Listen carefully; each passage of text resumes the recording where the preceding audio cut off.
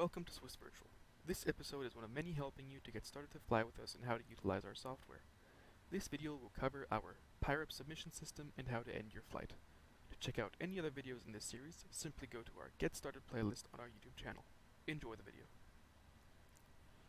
Once you have successfully landed at either your destination airport or a diversion airport, and you want to end your flight and submit it for PIREP review, simply go to the flypad, go to your End Flight tab. Here you must indicate anything that happened within the flight. So let's say, for example, you did a hard landing, you must quickly explain why it happened, if you were distracted, or anything of the sorts.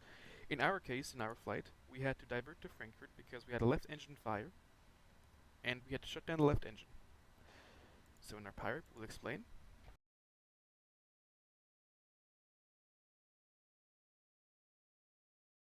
This is what a PIREP report should look like.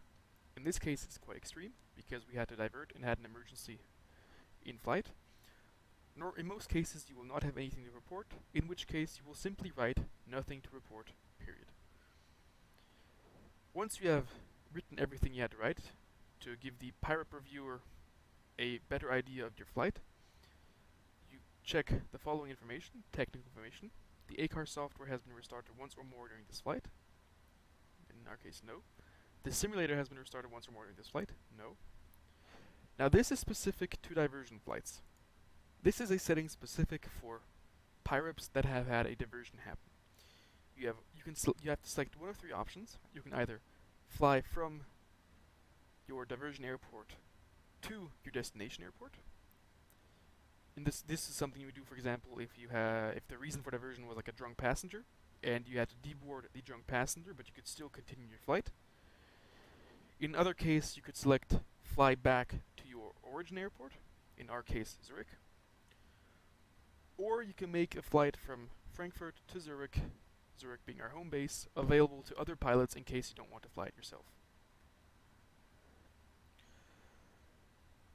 Let's say, for example, you choose flying back to Zurich. You have to specify a date and time. So let's just say currently it is 13:22 Zulu. We'll say our departure time 14:30 an hour. That's very optimistic since we had an engine fire, but just for the example. And then, like with every PIREP, agree that once the PIREP is filed, you can't add any data to it. And file PIREP. The PIREP will then be listed under your logbook as your flight.